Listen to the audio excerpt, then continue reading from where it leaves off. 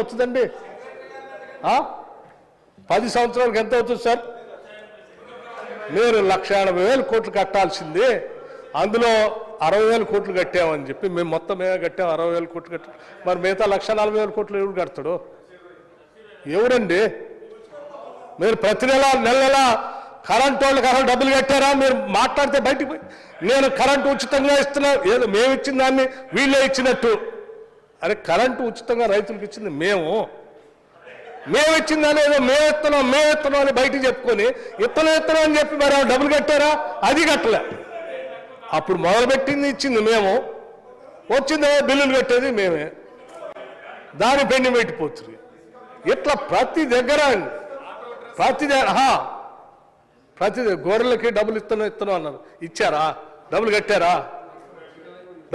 అండి? కుదరబెడితే రాష్ట్రాన్ని ఇష్టమైన పరిస్థితిని వదిలేసిపోతుంది. మళ్ళీ దాంట్లో 5% రిస్క్ ఏం లేదంటే అదే ఇప్పుడు మేము కట్టాల్సి వచ్చింది. సివిల్ సప్లైస్ ఉత్తమ్ కుమార్ రెడ్డి గారు నేను చూస్తున్నా, రోజు సివిల్ సప్లైస్ సంబంధించి రోజు రివ్యూ మీటింగ్. ఎన్ని వేల కోట్లు అండి? దాదాపు 20,000 కోట్ల పైబడి సంబంధించి ఆ ఓట్లు కొనుగోలు చేసి 5 తీసుకొచ్చి ఆడ ఏడా పెట్టిపోయి ఆ సరైన గోడౌన్ లేక ముక్కిపోయి వాసన పోయి అది పోయి మీరు అమ్మకుండా క్లియర్ చేయకుండా ఆడబడితే ఆడబెట్టి గ్యారంటీ ఇవ్వకుండా, ఏ మిల్లర్స్ దగ్గర గ్యారంటీ తీసుకోకుండా, వాళ్ళు ఇవ్వకపోతే ఏం చేయాలో కూడా చేయకుండా అట్లా గాలికి వదిలేసిపోతుంది. పాపం వచ్చిన దగ్గర నుంచి వాటన్నిటిని సరిచేసి పోగేసి దాన్ని ఓ పక్కన సరి చేస్తుండే. పోనీ కేంద్రం నుంచి రావాల్సిన డబ్బులు ఏమైనా తీసుకొచ్చారంటే అది దేరైతుంది.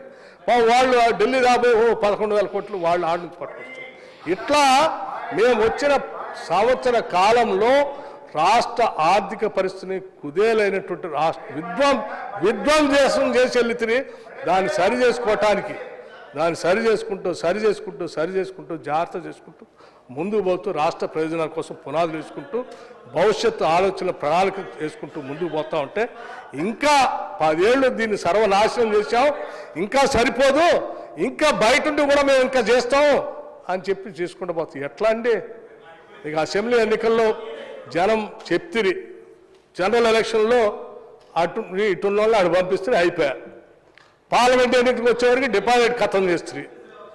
మళ్ళీ 6 నెలల తర్వాత అసలు ఆలోచన మర్చిపోయేటట్టు చేస్తూ ఉన్నారు. ఎట్లా అండి? ఇది ఎక్కడ న్యాయం? ఇట్లా చేయబాకండి. హరీష్ రావు గారు దయచేసి మీరు ఆర్థిక శాఖ మంత్రిగా పనిచేశారు, లెక్కలు తప్పుదోవ పట్టించే కార్యక్రమం చేయండి.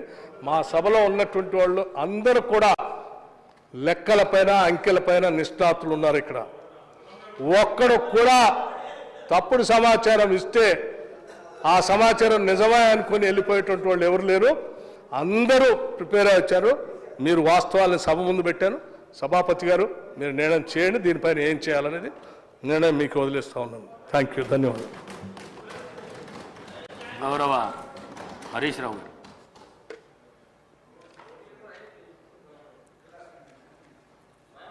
స్పీకర్ సార్, ఈ అంశం చాలా ప్రాధాన్యత కలిగింది కనుక అవసరమైతే రాత్రి 12 దాకైనా మాట్లాడదాం.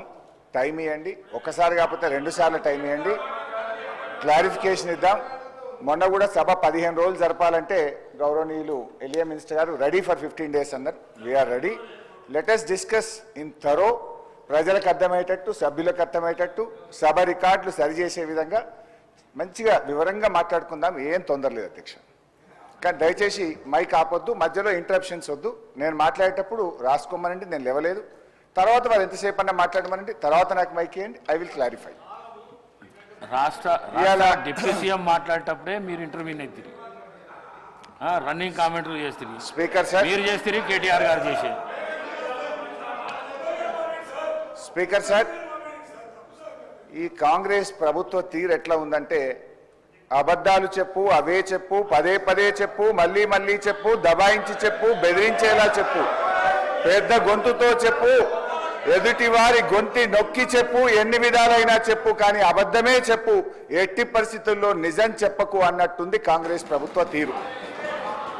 అధికారంలో రాకముందు ప్రతిపక్షంలో అదే తీరు, ప్రభుత్వంలో కూడా అదే తీరు ఈ కాంగ్రెస్ తీరు.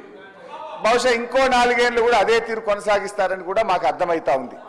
కానీ మా గొంతు నొక్కినా నిజమే చెప్తాం, మేము చెప్పేవన్నీ నిజాలు, అర్ధరాత్రి నిద్రలో అడిగిన నిజమే చెప్తామని చెప్తూ నా ఉపన్యాసాన్ని ప్రారంభిస్తా ఉన్నా. అధ్యక్ష, సింపుల్, నేను లెక్కల్లోకి పోయే ముందు I want to set right the house records and I want to challenge the బట్టి గారు.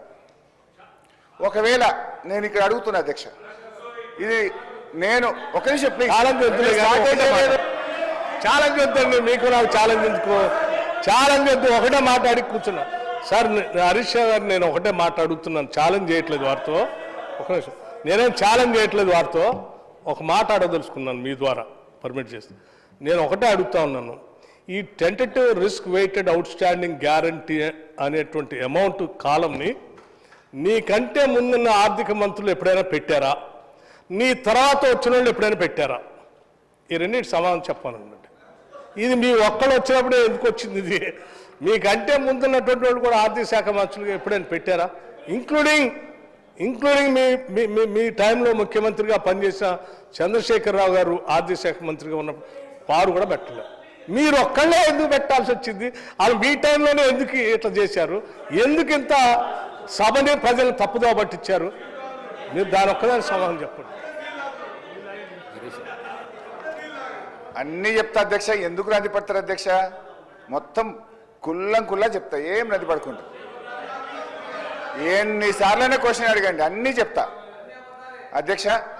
ఫస్ట్, ఎవడా యూజ్లెస్ ఫెలో దొంగ అన్నది 100 సార్లు అంట.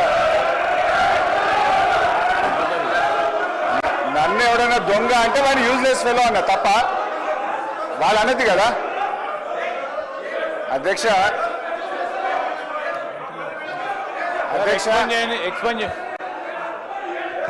సార్, గౌరవనీయులు హరీష్ రావు గారు వారు మాట్లాడింది, వారు మైక్లో మాట్లాడలేదు సార్, ఎవరికి కూడా వినపడలేదు. వారు మాట్లాడింది మైక్లో వినపడదు. దాన్ని వారు తిరిగి వాపసు అన్న తీసుకురావాలి, ఎక్స్ప్లెయిన్ చేయండి సార్.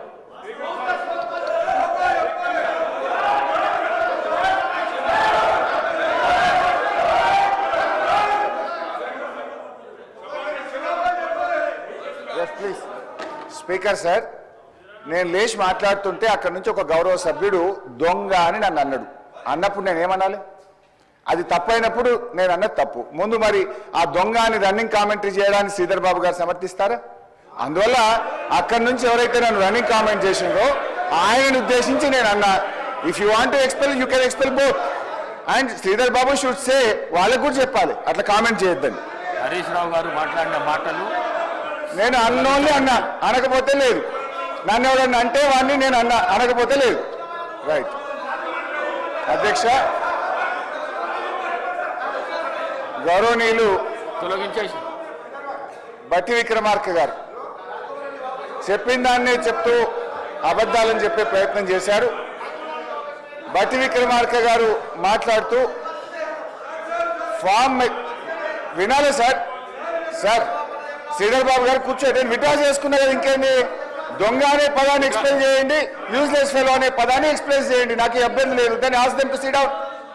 నేను విత్డ్రా చేసేసినది అట్లా ఇయ్యారు సార్, మినిస్టర్కి ఇస్తారు. మీరు మినిస్టర్ అయ్యాక రాజగోపాల్ రెడ్డి గారు, నువ్వు హోమ్ మినిస్టర్ అయ్యాక ఇస్తారులే, నీకు మైక్ ఇప్పుడు ఎలిజిబిలిటీ లేదు, కూర్చోండి దయచేసి. మీరు హోమ్ మినిస్టర్ కావాలి రాజగోపాల్ రెడ్డి గారు, కూర్చోండి. I wish you should become home minister, please sit down. Sir speaker sir, సభను ఆర్డర్లో పెట్టని మాట్లాడతారు సార్. Ask them to sit down please. Please కూర్చోండి please. Sir ask them to sit down sir please. Sridhar Babu గారి పద్ధతి కాదు సార్, సభ నడిపే పద్ధతిది కాదు సార్, సభ నడిపే పద్ధతిది కాదు sir. Sir please. Speaker sir please కూర్చోండి ప్లీజ్ ప్లీజ్. అయితే ఈరోజు చాలా ముఖ్యమైన అంశం మీద సభలో చర్చ జరుగుతుంది. గౌరవ ఉప ముఖ్యమంత్రి గారు బట్టి విక్రమార్క గారు మాట్లాడుతూ కొన్ని అంశాలు సభ దృష్టికి తెచ్చారు. గత ప్రభుత్వం ఫామ్ మెకనైజేషన్కి ₹1 ఖర్చు పెట్టలేదన్నారు, అబద్ధం. డ్రిప్ స్ప్రింక్లర్స్ కు ₹1 ఖర్చు పెట్టలేదన్నారు, శుద్ధ అబద్ధం. రైతులకు ఇన్సూరెన్స్ డబ్బులు కట్టలేదన్నారు, పచ్చి అబద్ధం. అదేవిధంగా మెస్ ఛార్జీలు పెంచలేదు అని చెప్పారు, అది ఇంకా పెద్ద అబద్ధం. అధ్యక్ష, ఆస్తులు అమ్మలేదు అని చెప్పారు. అధ్యక్ష హరీష్ రావు గారు ఒక్క నిమిషం. అంత సీనియర్ సభ్యుడు ఎల్ఏ మినిస్టర్గా పనిచేసిన అంటుండు. నాకు వ్యక్తిగతంగా దగ్గర మిత్రుడు, అది వేరే విషయం, పక్కన పెడదాం. కానీ ఆన్ రికార్డ్ మైక్లో ఒక సభ్యుని యూజెస్ ఫిల్ అనేది అధ్యక్ష. అంటే మీరు ఏంది అంటే మీరు ఈ అసెంబ్లీ తెలంగాణ ఇచ్చిన కాంగ్రెస్ పార్టీ ప్రజలు ఆశీర్వదించి మీ ప్రభుత్వాన్ని చక్కగా ముఖ్యమంత్రి గారి నాయకత్వంలో మా డిప్యూటీ సీఎం నాయకుడు మంచి పనులు చేస్తుంటే మీకు జీర్ణించుకోలేదు. ఏం మాట్లాడాలి? అరే ప్రజలు వింటున్నారు అధ్యక్ష. తెలంగాణ ప్రజలు కొట్లాడిన తెలంగాణ రాష్ట్రం తెచ్చుకున్నది ఆత్మగౌరవం కోసం. అటువంటి ఆత్మగౌరవం కోసం ఆంధ్ర ప్రజలు, ఈ తెలంగాణ ప్రజలు తెలంగాణ రాష్ట్రాన్ని నడపలేరు అన్నారు. కానీ ఈరోజు మీరు ఏమనుకున్నారు? మీరే పర్మనెంట్, ఇక మీరు ఎవరు రారనుకున్నారు. తెలంగాణ ప్రజలు ఆశీర్వదిస్తే కాంగ్రెస్ పార్టీ వచ్చింది. అసలు వీళ్ళు ప్రభుత్వాన్ని నడపలేరు అనుకున్నారు. బ్రహ్మాండంగా ప్రభుత్వం నడిపి కాంగ్రెస్ పార్టీ ముఖ్యమంత్రి గారి నాయకత్వంలో బ్రహ్మాండంగా మంచి పనులు చేస్తుంటే జీర్ణించుకోలేక అసహనంతో ఒక సభ్యుని పట్టుకొని యూజ్లెస్ ఫెలో అని అంటున్నారంటే క్షమాపణ చెప్పాలి అధ్యక్ష. క్షమాపణ చెప్పాలి అధ్యక్ష. అది చాలా అన్యాయం. ఎందుకంటే ఈ సభ గౌరవాన్ని ఒక సీనియర్ సభ్యుడు